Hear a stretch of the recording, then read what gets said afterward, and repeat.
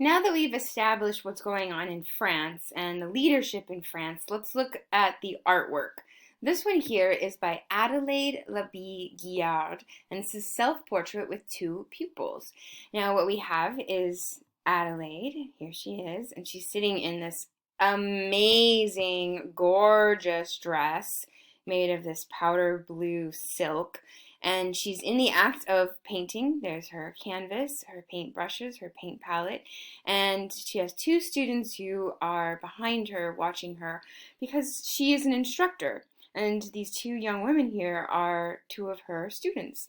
Now, this portrait is, well, designed by Labille-Guiard as a way to proclaim her talent and her skill. We've seen this before with other or previous self-portraits, artist self-portraits. She's in the act of painting, and who is she painting? You, the viewer. She's in the act of painting and she's looking directly at you before she goes back to her canvas. In addition to her paints, this long stick here is called a maul stick, and it's meant to stabilize the hand above the wet canvas. We saw that with Vermeer, remember, in his allegory of painting that we think was a self-portrait? Now, what she's wearing here is definitely not what she would be wearing if she was when she was actually painting. Instead, she's showing off her technical skill at creating this fantastic shimmery fabric. And look at this. You can see the satin blue and then this taffeta, the silk taffeta texture on the underside of the skirt. And then she's got this beautiful hat on with these fantastic feathers coming out. In the background, we see a few sculptures. This sculpture is actually of her dad. Her dad, who owned a haberdashery. A what? A haberdashery. It's a store dedicated to bows and ribbons and sashes and accessories. A haberdashery would be used for creating these beautiful, fantastic compositions in the hats. So she's got this beautiful hat on and these fantastic silks and ribbons, almost an homage to her dad, who looks on as she works.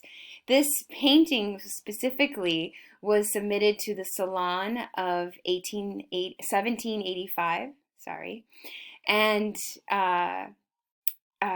it's a beautiful portrait showing off her talent, and it was directly in response to a scandalous pamphlet from the Salon of 1883, 2 years prior, that said that she was, because she was a woman, that her skill was plagiarized and that she was a sexual deviant, and she had questionable ethics.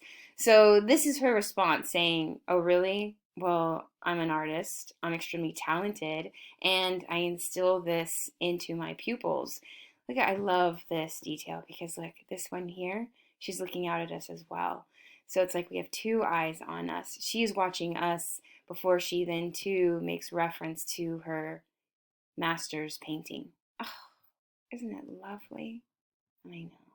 The two pupils we know to be specific women, Mademoiselle Marie Gabrielle Capet and Mademoiselle Caro de Rosemonde. Oh, lovely, lovely, right? Oh, the period style.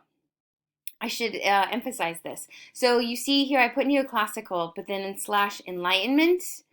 Why? Well, because your textbook files this under enlightenment. But it doesn't, in terms of the narrative of art history and the way that I'm structuring our understanding of art, it doesn't fit with Enlightenment, which is already a problematic period style, right? And as a true art historian, I too like to argue. And so I argue, don't classify Adelaide Labille-Guiard as Enlightenment. She is part of the neoclassical period. Another artist that your textbook classifies as Enlightenment is our next work of art, Elizabeth Louise Vigée Lebrun and her self-portrait.